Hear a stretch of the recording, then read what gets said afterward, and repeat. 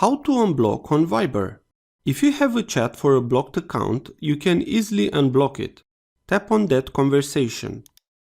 On the top, you have the notice to unblock that person. If you do not have the conversation, you do not need to worry. You can still unblock someone and see the full list of blocked accounts.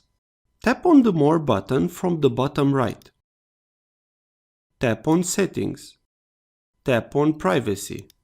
Here find Block List and tap it. You will see the full list of blocked accounts.